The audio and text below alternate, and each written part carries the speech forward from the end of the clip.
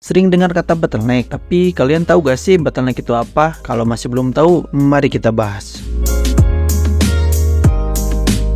Di video kali ini kita akan membahas tentang salah satu istilah yang ada di rakitan PC duniawi, yaitu bottleneck. Apa sih itu bottleneck? Kalau diterjemahkan dalam bahasa Indonesia, bottleneck artinya leher botol. Bottleneck adalah kondisi di mana satu komponen PC tidak bisa bekerja dengan maksimal karena terhambat oleh software atau komponen lain. Kalau diibaratkan dalam sebuah botol, bottleneck adalah bagian ujung atau bagian leher dari botol tersebut. Biasanya bagian leher botol tersebut lebih kecil bila dibandingkan dengan bagian utama dari botolnya. Kalau diibaratkan kondisi bottleneck itu seperti jalan raya yang besar, tapi di bagian ujung jalan rayanya mengecil. Jadi kendaraan yang lewat itu pasti akan sedikit dan yang lain bakalan terhambat. Kalau dalam rakitan PC, bottleneck itu adalah sebuah kondisi di mana sebuah hardware terpaksa menurunkan potensi maksimalnya karena terhambat oleh komponen lain. Jadi hardware tersebut tidak bisa mengeluarkan seluruh performanya. Sebelum membahas lebih lanjut, ada dua tipe bottleneck yang harus kalian ketahui, yaitu bottleneck hardware dan juga bottleneck antara hardware dan juga software. Kita bahas dulu yang pertama, yaitu bottleneck yang banyak dibicarakan orang, yaitu bottleneck antara hardware dan juga hardware. Untuk bottleneck ini biasanya terjadi kepada beberapa komponen. Misalkan jika kalian memiliki prosesor Intel Core i5 4570 yang Gen 4, tapi misalkan kalian sandingkan dengan RTX 3060, pasti bakalan terjadi bottleneck karena prosesor Intel Core i5 4570 tidak bisa mengimbangi performa yang dimiliki RTX 3060. Jadi RTX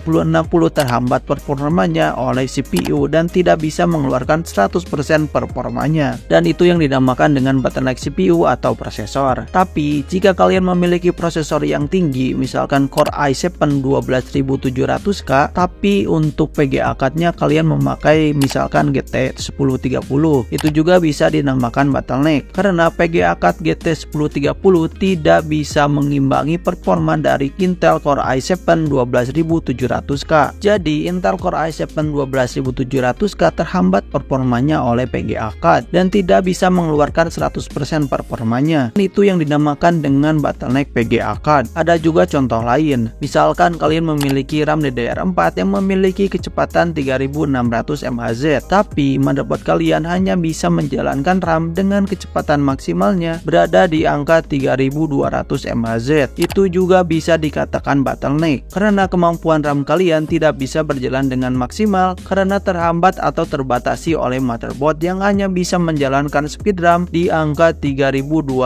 MHz saja. Dan misalkan ada contoh lain, kalian mempunyai motherboard Intel socket LGA 1700 dengan chipset H610, tapi kalian tancapkan misalkan Core i7 12700K.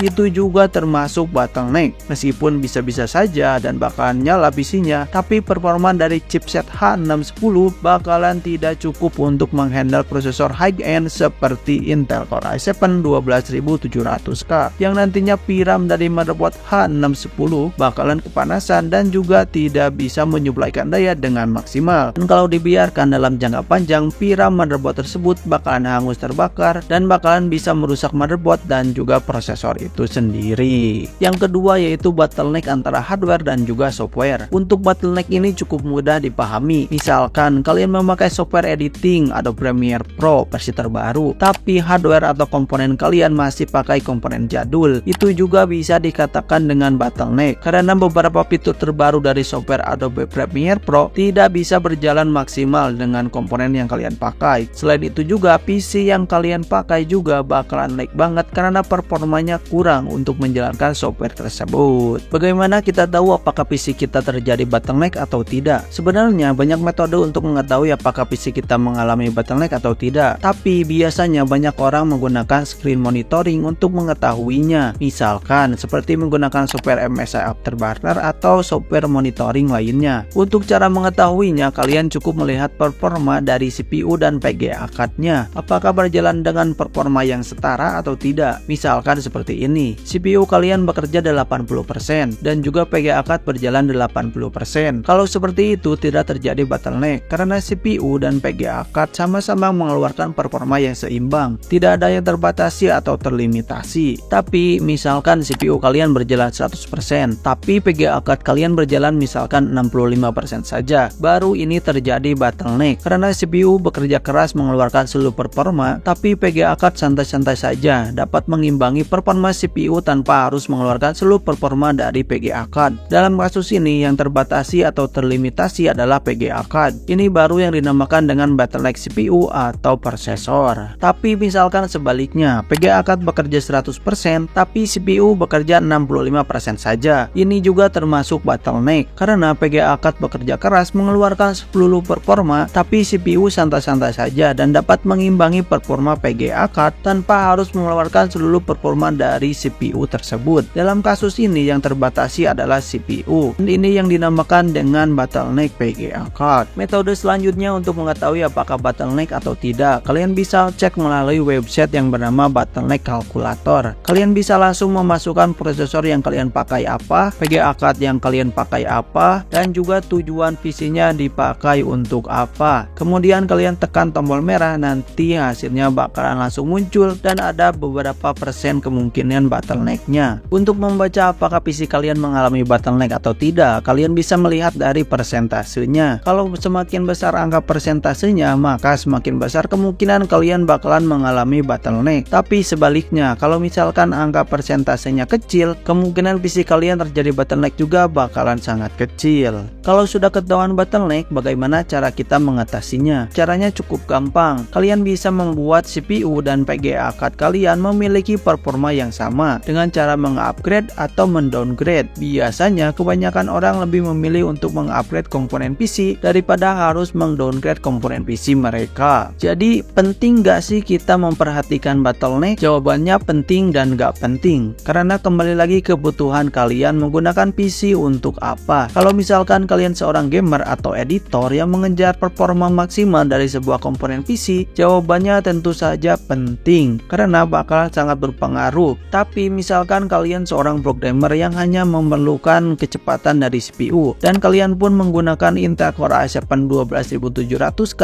dengan PGA card-nya GT 1030, ini bisa dibilang bottleneck. Tapi kalian hanya membutuhkan kinerja prosesor yang maksimal tanpa mementingkan PGA card, dan tentu saja kalau untuk ini bottleneck atau tidaknya tentu saja tidak penting. Untuk menentukan penting atau tidaknya, kembali lagi tujuan untuk merakit sebuah PC itu untuk apa. Kalau misalkan tujuannya untuk kantoran atau untuk sekolah atau yang lainnya, bottleneck atau tidak tentu saja itu tidak penting. Tetapi kalau PC tersebut dirakit untuk kebutuhan editing, gaming, ataupun untuk kebutuhan profesional, tentu saja memperhatikan bottleneck atau tidaklah sangatlah penting. Mungkin seperti itulah pembahasan kita tentang bottleneck. Kalau masih ada yang kurang paham atau masih ada yang ingin ditanyakan, bisa banget tulis di kolom komentar. Sekian dulu video kali ini, jangan lupa tekan like, komen, dan juga subscribe, dan jangan lupa share ke teman-teman kalian supaya mensupport channel ini terus berkembang. Terima kasih, sampai jumpa di next video, bye bye.